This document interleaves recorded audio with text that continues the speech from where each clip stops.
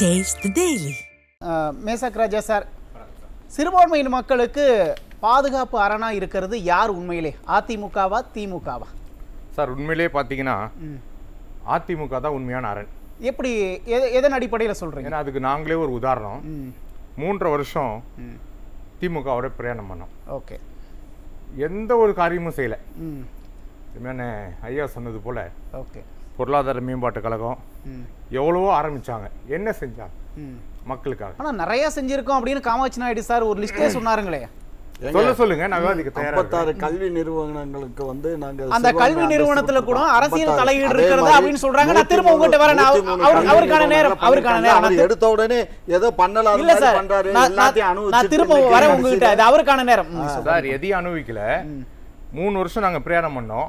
எத்தனை திருச்சபைகள் திறந்திருக்கான்னு சொல்லுங்க.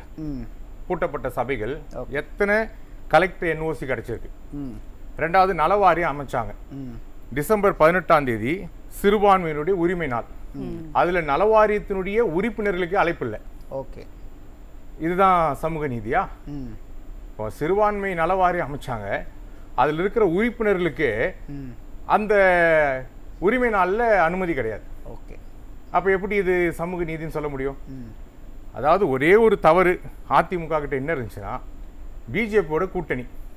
அதனால நாங்க எல்லாருமே மாற்றா திமுக வந்தா நல்லா செய்யும் அப்படின்றது ஒரே ஒரு நோக்கத்துக்காக நாங்க எல்லாரும் செஞ்சாங்களா? செய்யல.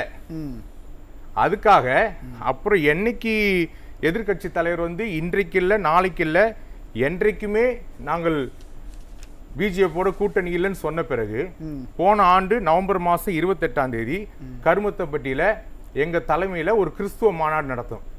எதிர்கட்சி தலைவரை கூப்பிட்டோம். அன்னைக்கு தான் தமிழ்நாடே ஒரு ஷேக் ஆகுது. எப்படி இவ்வளவு பெரிய கிறிஸ்தவர்கள் வெளியில வராங்க?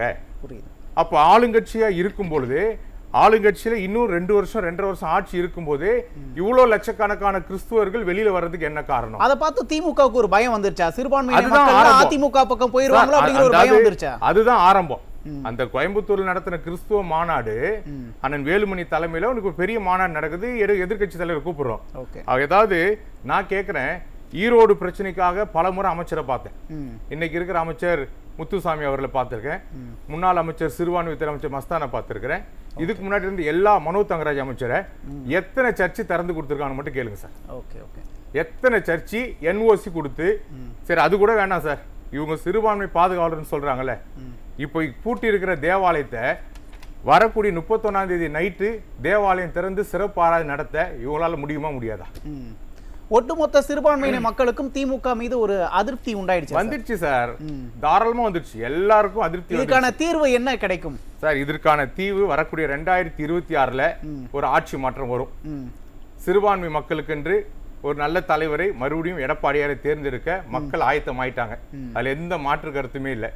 நான் கேட்கிற ஒரே ஒரு கேள்வி, நீங்கள் திராவிடம் சமூக நீதி என்று சொல்றீங்களே, எப்படி கிறிஸ்துவ சிறுபான்மை மக்களுக்கு அருமையான ஐயா பேசினாங்க, பொருளாதார மேம்பாட்டு கழகம் என்ன செய்தது? சிறுபான்மை நலவாரியம் என்ன செய்தது? சிறுபான்மையினுடைய உறுப்பினர்களா இருக்கக்கூடிய சிறுபான்மையினுடைய கிறிஸ்துவ தேவாலயத்தினுடைய பணியாளராக இருக்கக்கூடியது அவங்க என்ன செஞ்சாங்க? பட்டியலிட சொல்லுங்க. நானும் பட்டியலிடுறேன். இந்த 3.5 வருஷம் நான் பொதுவா பேசுறேன். திமுகவுக்கும் பேசல, அதிமுக பொதுவா பேசுறேன். எப்படி இவங்க பட்டியலிட்டு காமிக்க சொல்லுங்க. ஒரு சாதாரண ஒரு அமைச்சர் சொல்லி ஒரு கலெக்டர் கேட்க மாட்டேன்றாரு. இன்னைக்கு சர்ச்சை திறக்க முடியல. போன ஆட்சியில 10 வருஷத்துல அமைச்சர்களை போய் ஈஸியா சந்திச்சோம், பிரச்சனைகள் பண்ணோம். இதே கோயம்புத்தூர்ல ஒரே நாள்ல 10 சர்ச்சு பூட்டினாங்க, அன்னைக்கு திறந்தோம். இந்த ஆட்சியில எத்தனை சர்ச்சு திறந்தாங்க?